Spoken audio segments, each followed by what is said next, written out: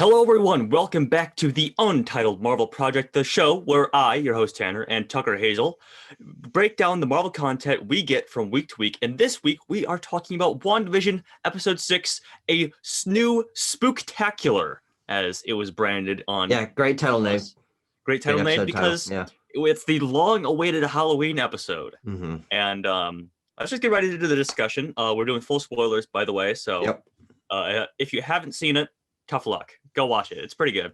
And speaking of, it's pretty good. It was all right. It wasn't.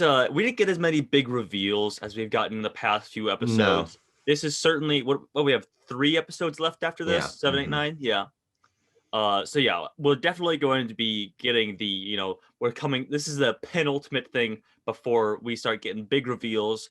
The conclusion to this story, which is going to be very exciting. But as it exists, this episode is just kind of meh in my opinion. It's more of a transition episode, I would say, from the world being confusing and the big reveals happening to storylines starting to wrap up, and I think that is fine. I mean, it needs to exist for the story to continue. I do think there are some interesting things in here. But overall, and I think part of it might be that the aesthetic of the decade, which this is sort of the 90s and 2000s episodes combined into one, isn't as engaging visually as past episodes have been, because we're starting to sort of just reach generic normal neighborhoods. Well, modern day neighborhoods. So the set dressing doesn't look as cool. Like, there's not as much detail to look at. They aren't really acting any super particular way. There's some looks into the camera that are supposed to like get laugh track shots, stuff like that, but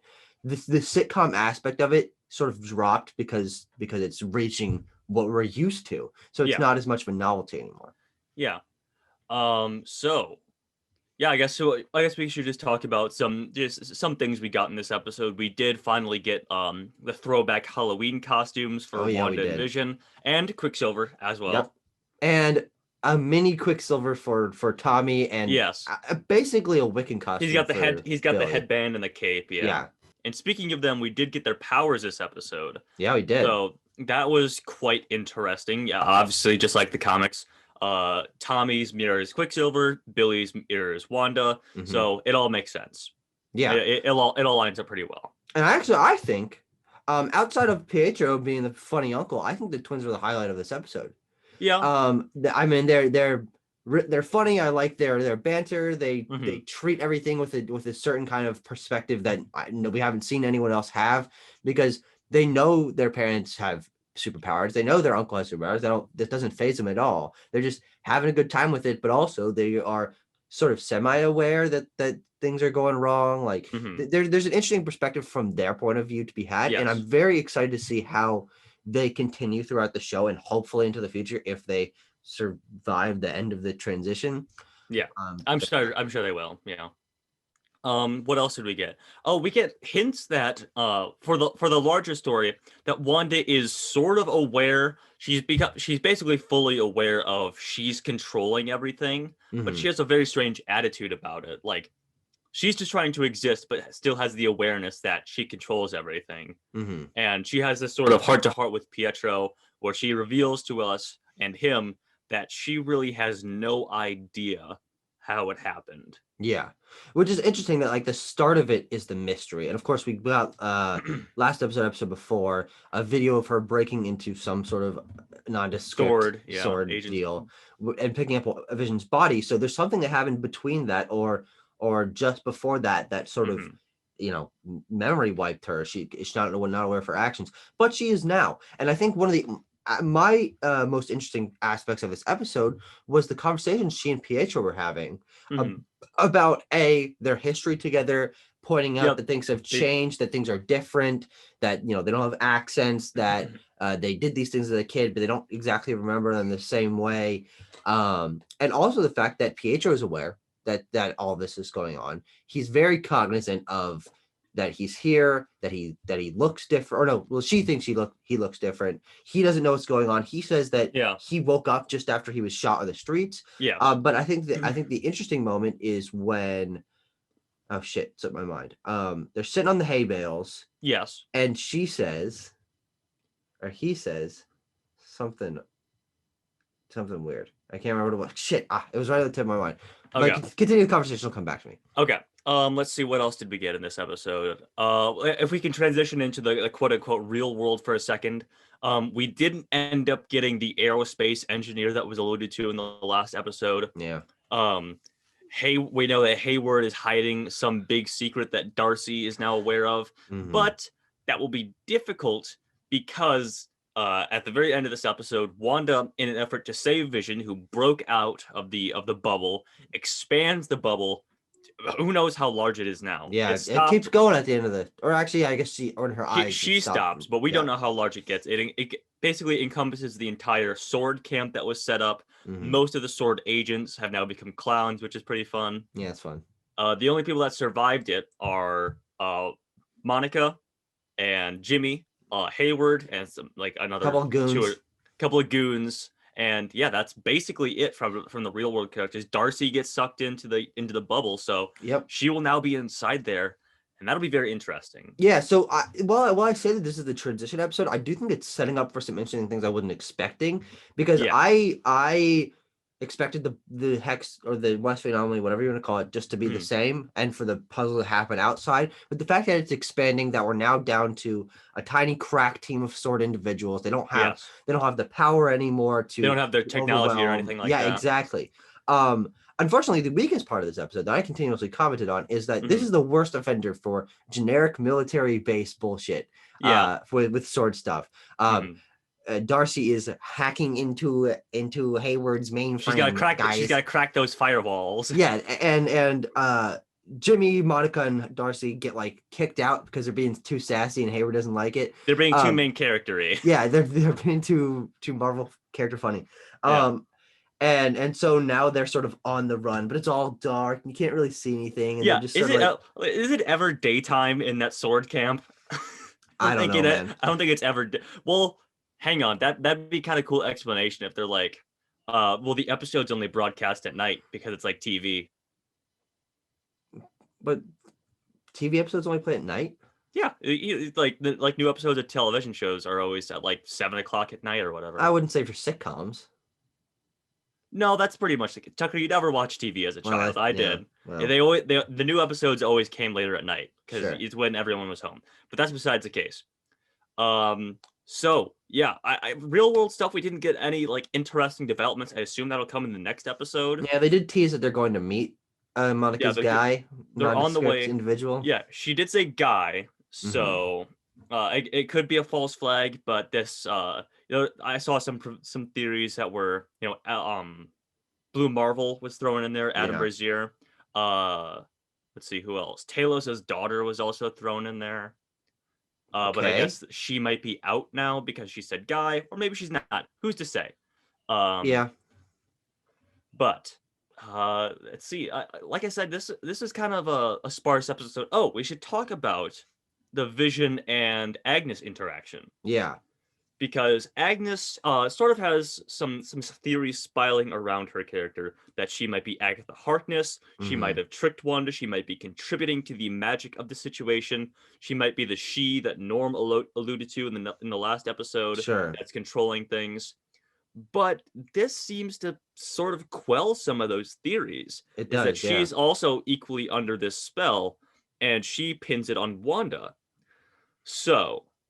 yeah, I mean, so what we discovered in this episode is that, we've gotten hints of this earlier, is that outside of a certain range, Wanda's not focusing on people continuing their lives, so they sort of just pause. Yes. And Agnes was leaving, I guess. I don't know. She was driving somewhere. I think she was attempting to leave because So we know Agnes is semi-aware somehow, but in this she was completely frozen. Vision had to wake her up. She did return to her sitcom state in which she was just cracking jokes and not really paying attention. But the interesting conversation about her recognizing the Vision as Avenger, wondering if he's here to help, but he obviously he doesn't have any memory. Doesn't know that what an Avenger is even because he hasn't been cognizant since he died. But yeah, I know. I think there is an interesting story there, especially with Vision, because I think Vision was also an interesting part of this episode. Him sort of piecing it together, using his flight and trying to leave and help the people inside the anomaly. Mm-hmm. He's I think my favorite part of this show because I'm really interested to see where this goes for him. Yeah. Because he's piecing it all together as Sword is piecing it all together as we're piecing it all together. He's sort of our touchstone. Yes. But Pietro, on the other hand, I think there's something going on with him. I don't think You think he's. so? Weirdly enough, I don't think he can be an actual Quicksilver, even if from another dimension. I think he's a mole. He's asking really specific questions. He's got a serious look on his face during those conversations. Could be the big secret that Darcy was alluding to that she found in Hayward's computer after she broke through those firewalls. Sure. You know what? That's a pretty good idea. Yeah. Is that maybe it is a Pietro from another dimension or something like that? But like, yeah, could be. The only hint toward him still being a real Pietro is that he has super speed. Yes. Though, does that really matter? We're inside an anomaly. Yeah, as she convinces herself that this is Pietro, she would give him the super speed abilities, but he seems to just use them normally. It's all very strange. It is weird. It could be that he was brought in from the X-Men dimension, either by Hayward or by Wanda. It's very, I don't know. I mean, I would not be surprised if this is sort of he's just like a Skrull disguise or like a mole of he's just a random guy. So that'll be revealed and he'll essentially drop out of the story. Which would be unfortunate because I do think that incorporating the M. Peter character would be fun if he stuck around for a few movies, shows, whatever, if he showed up a couple times. But yeah. I don't really see that happening. My after this episode, my confidence in that has dipped. That's disappointing, but I can definitely see your point. Yeah. Of course, the big secret, that big Hayward secret, could also be about Agatha Harkness.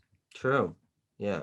About how she maybe if they are going to do the Agatha Harkness thing, and if they want to tie it in to make sense with her being controlled by Wanda, maybe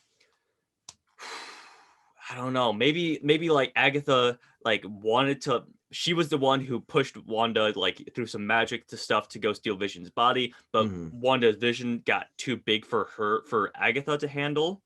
Sure. And so she fell under that spell as well. I mean, they're really pushing this sort of theory along. They had her dressed like a witch. They had her cackling like a witch when she went back. So, yes. Yeah, and finally, I just want to discuss that we're getting more teases of Monica is. Oh yeah, maybe she already has her powers. Maybe her physiology is changing because she was kicked. Her cells are restructuring. Kicked in and out of the Westview anomaly twice. My current working theory is that her body is primed for that, but she has to go in again. And when she goes in again, that'll be the final switch back, and she'll, because I did see something last episode, or I was hearing this online, is that when she's getting her body scanned for whatever happened to her inside the anomaly, all of the scan things are just white. Yeah, it's pure a white silhouette and of energy. Yeah, and Monica Rambeau's powers in the comics as photon or spectrum, or what are you going to say?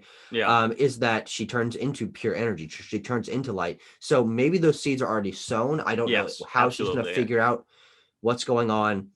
There are still some interesting tangents to follow, but I think this episode just didn't give us new things, which is what we're used to at the end of each episode, being like, oh shit, okay, let's reflect and see how it changed. But this is just mostly string us along. I think this will climax in the next episode. I absolutely believe so. Yeah.